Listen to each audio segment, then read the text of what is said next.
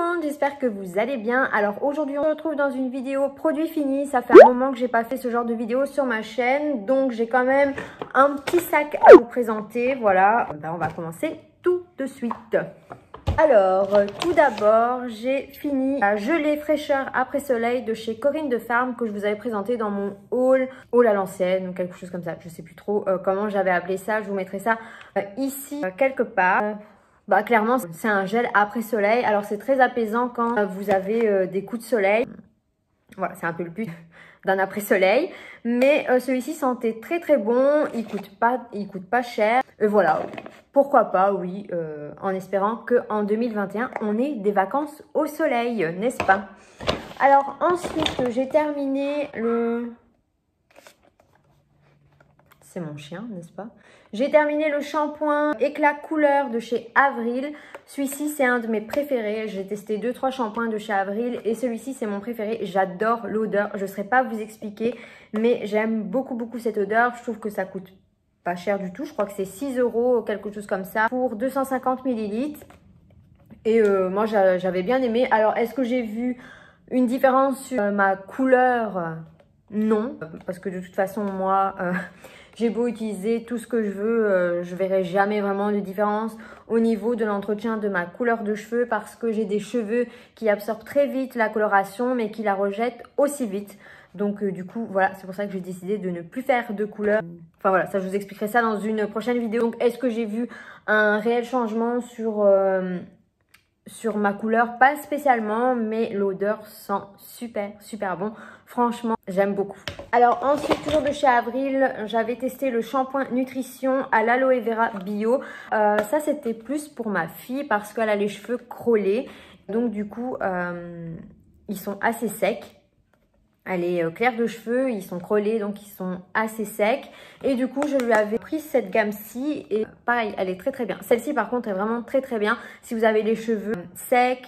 Donc voilà, j'ai vu de réelles différences sur les cheveux de ma fille. Et moi, je l'ai utilisé quelques fois en été parce qu'en été, on a tendance à avoir les cheveux un peu plus secs. Et pareil, j'aime beaucoup. Donc voilà. Après, celui-ci, il me semble, si je me souviens bien, il est quand même assez épais. C'est quand même assez épais, donc moi ce que je fais avec les shampoings qui ont tendance comme ça à être épais, c'est que je les mélange un petit peu avec de l'eau pour que ça mousse correctement. Mais sinon il est très bien.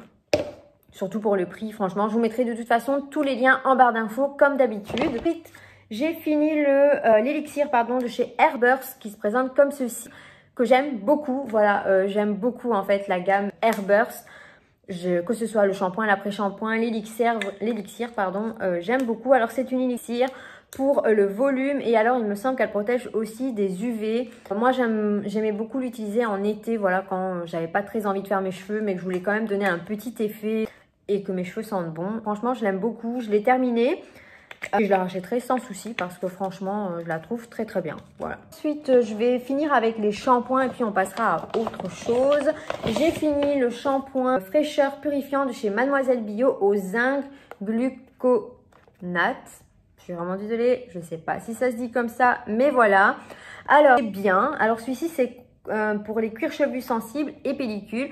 Donc pour tout ce qui est pellicule et cuir chevelu sensible, j'ai vu vraiment une différence. Il marche très bien. Ce qui m'a dérangé un petit peu plus, c'est sa couleur et surtout, sa couleur, je sais pas si vous pouvez voir, voilà, ça ressemblait à quelque chose comme ça. Sa couleur et son odeur que j'ai pas trop appréciée. Donc voilà, juste pour ça, enfin...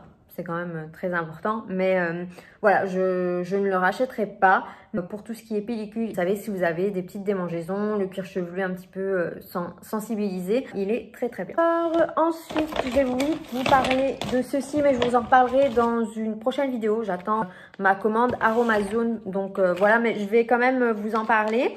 Alors, j'ai testé la poudre de fenugrec et la poudre de cachur, je crois. Sugandhi. Je suis vraiment désolée, je suis très nulle, donc je vous les noterai ici quelque part. Voilà, ça fait un mois que j'utilise ces poudres tous les dimanches sur mes cheveux, que j'aime beaucoup. Voilà, mais ça je vous en reparlerai dans une autre vidéo. Donc voilà, parce que je les ai achetées en grand format. Enfin, il y en a une des deux que j'ai pas su avoir, mais l'autre que j'ai su avoir, mais je sais plus laquelle des deux. Enfin bref. Voilà, je les ai rachetés en grand format, donc c'est pour dire à quel point je les aime. Alors maintenant, on va passer à la catégorie... Ah non, je vais finir avec les cheveux, comme ça, on en a fini. J'ai terminé l'huile Oro Fluido qui se présentent comme ceci, que j'aime beaucoup. Voilà, elles sont super bon. Je sais pas si vous connaissez cette marque et si vous avez déjà été sentir l'huile, mais ça sent super bon. Alors, le seul petit inconvénient, c'est que c'est du verre et du coup, voilà, quand vous partez en voyage, etc., à bien faire attention de ne pas casser dans votre valise parce que sinon, là, c'est foutu. Vous avez de l'huile partout sur les vêtements et tout. Donc, voilà, c'est le seul petit inconvénient, mais sinon, je la trouve géniale. Elle sent divinement bon. Et voilà, celle-là, je vous la recommande vraiment, vraiment beaucoup. Après, le packaging, il n'est pas top non plus parce que, comme vous voyez, il me reste un petit peu d'huile dans le fond et c'est un peu compliqué pour la... Bah, voilà, enfin, vous voyez... c'est un peu compliqué pour avoir ce qui reste. Mais sinon, elle est très très bien. Alors maintenant, j'ai 3 fonds de teint à vous présenter. Essentiellement, les fonds de teint que j'ai utilisés en 2020. Voilà. Ici, j'en ai un nouveau, mais bon, on en reparlera dans une prochaine vidéo. Donc tout d'abord, il y a celui de chez Dior. C'est le Dior Backstage qui se présente comme ceci. Alors... j'aime beaucoup son packaging. J'aime beaucoup le fait qu'il y ait 50 ml alors qu'en règle générale, dans les fonds de teint, il y a 30 ml. Donc, je trouve que le rapport qualité-prix est assez correct pour un fond de teint de luxe. Maintenant, autant au tout début, je l'ai beaucoup apprécié. J'aimais beaucoup son rendu, etc. Autant plus je l'ai utilisé, moins je l'ai aimé. Et surtout, je pense clairement qu'il y a un problème de teinte en fait parce que quand j'avais été chez Paris XL, la dame m'avait conseillé la 1CR et je me rappelle que quand j'allais à l'école, on me disait que j'étais très blanche. Et donc, je pense que déjà, il y avait un problème de teinte. Et ensuite, il faut savoir que moi, j'aime les couvrances assez moyennes à totales. Et ici, il unifie très bien le teint, il n'y a pas de souci avec ça, il a quand même une couvrance, mais pour moi, c'est pas suffisant en fait. Peut-être que je l'aimerais davantage en été qu'en hiver, mais en tout cas, moi, j'en suis pas spécialement conquise. Voilà, je comprends pas trop l'engouement en fait autour de ce fond de teint. Après, il n'est pas nul, mais pour moi, il n'est pas exceptionnel non plus. Alors ensuite, j'ai testé le Clarins, donc c'est le Skin Illusion, teint naturel, hydratation, SPF 15. Alors, celui-ci c'est encore pire que l'autre, voilà. Non, j'ai pas du tout apprécié. J'aime pas du tout la pipette, voilà. Il se présente comme ceci. Donc, pour avoir du produit, c'est assez compliqué. Il faut savoir que, là, vous n'allez pas vous en rendre compte, mais il me reste tout ça au moins de fond de teint et je n'arrive pas à l'avoir parce qu'en fait la pipette ne va pas jusqu'au fond du pot et du coup j'arrive pas à avoir mon fond de teint. Donc ça c'est la première chose. La deuxième chose, il faut savoir qu'il a une odeur. Alors personnellement ça me dérange pas, c'est pas une odeur non plus trop entêtante, etc. Mais il faut savoir quand même qu'il a une odeur, pardon. Et puis non, j'ai pas c'est vraiment oui. Il fait écrit, hein, teint naturel, voilà. Et moi, c'est pas... en fait, c'est le type qui me l'avait conseillé chez Paris XL quand j'étais allée. Je lui avais expliqué un petit peu mon type de peau, etc. Je lui avais dit que j'aimais les fonds de teint couvrants, mais pas non plus qui fassent un effet plâtre sur mon visage. Et il m'avait conseillé celui-ci. Voilà, il est pas mauvais, mais c'est pas le meilleur fond de teint. Pour moi, c'est pas... voilà, il n'y a pas ce coup de cœur, vous voyez. Donc, du coup... voilà, pareil, je vous le recommande pas spécialement. Après, les fonds de teint, c'est un peu comme les mascaras. Je pense que c'est un petit peu personnel, mais en tout cas, moi, sans plus, quoi. Par contre, celui-ci, c'est vraiment un petit bijou. C'est celui qui coûte le moins cher des trois. C'est le dernier que j'ai testé. C'est le White and White. C'est le Photo Focus. Donc, celui-ci, par contre, il a une couvrance, mais de l'extrême. Voilà, si vous avez la peau sèche, je vous le recommande pas spécialement parce que c'est vraiment un fond de teint très, très mat et très couvrant. Donc, si vous avez des zones de sécheresse, etc., il va avoir tendance à les marquer. Donc, voilà. Après, si vous voulez tester, testez-le. Hein. Il est vraiment génial. C'est un petit bijou. Il coûte rien du tout. Je crois qu'il coûte 7 ou 8 euros. Enfin, je sais plus exactement. Je vous mettrai de toute façon ça en barre d'infos. Mais il est d'une couvrance incroyable. Celui-ci, je le rachèterai les yeux fermés parce que j'adore. Ce que j'aime un peu moins, c'est voilà, c'est son embout. Pareil, il me reste encore plein de produits dans le fond. Je ne sais pas si vous allez bien voir, mais il me reste plein de produits dans le fond que je n'arrive pas à avoir en fait. Et alors, si vous le tourner comme ça. Vous en avez pour 100 ans et puis ça va faire tout cracra dans le capuchon et tout. Donc voilà, ça pour moi c'est à changer. Le packaging pour moi est à changer, mais sinon ce qu'il y a à l'intérieur c'est voilà, c'est génial. Ça coûte rien. Si vous aimez les couvrances assez... les couvrances totales en fait, vous allez vraiment beaucoup l'apprécier. Ensuite, j'ai la base, donc pareil de chez Dior Backstage, c'est la base de teint, visage et corps. Bon, oui. J'ai voulu faire prendre l'ensemble, voilà, j'ai voulu tester les deux. Et puis j'en avais beaucoup entendu parler sur internet, etc. Comme quoi c'était génial, blablabla. Donc voilà, j'ai fait mon mouton et j'ai acheté au début.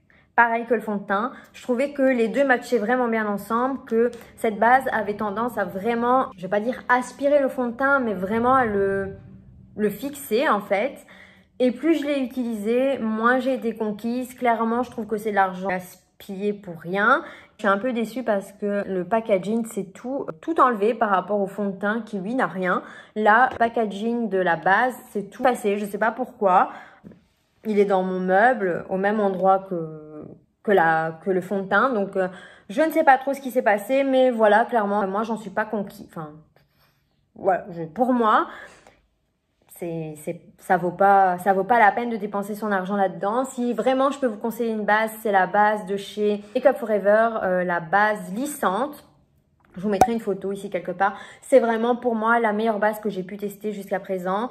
Et je sais pas pourquoi je m'entête en fait à en tester d'autres parce que clairement elle n'arrive pas à la cheville de la Makeup Forever. Ça c'est une évidence. Alors ensuite j'ai un parfum dont je voulais vous parler. Voilà, je l'ai fini. Enfin il me reste un tout petit fond. Oh, il me reste comme... Oh non. Bon, oui, il me reste un tout petit fond, mais j'arrive pas à l'avoir. C'est le...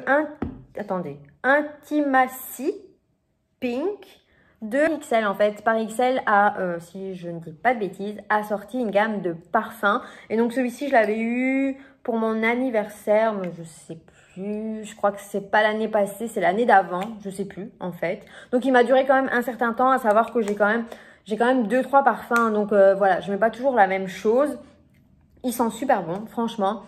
Je sais pas trop vous décrire ce qu'il sent, mais je trouve qu'il sent assez bon, c'est assez sucré. Et moi, j'adore les parfums sucrés, donc voilà, si vous n'aimez pas les parfums sucrés, vous n'allez certainement pas apprécier. Mais je trouve qu'il sent bon, je vous mettrai le lien en barre d'infos parce que c'était un cadeau, donc je ne sais même pas combien il coûte. C'est un 100 ml, et voilà, il est plutôt pas mal. Voilà. D'ailleurs, il en reste un peu. Mais vraiment un peu, hein. Écoutez, voilà, c'est tout pour cette petite vidéo. Dites-moi en commentaire si vous aussi vous avez testé des produits que je vous ai présentés aujourd'hui. Dites-moi ce que vous en pensez. Dites-moi si je vous ai donné peut-être envie d'acheter certains produits. Il y en a, j'ai été quand même assez dure avec eux, mais clairement, croyez-moi, gardez votre argent pour vous. Mais écoutez, moi je vous fais de très gros bisous et je vous dis à la prochaine dans une autre vidéo. Bye bye!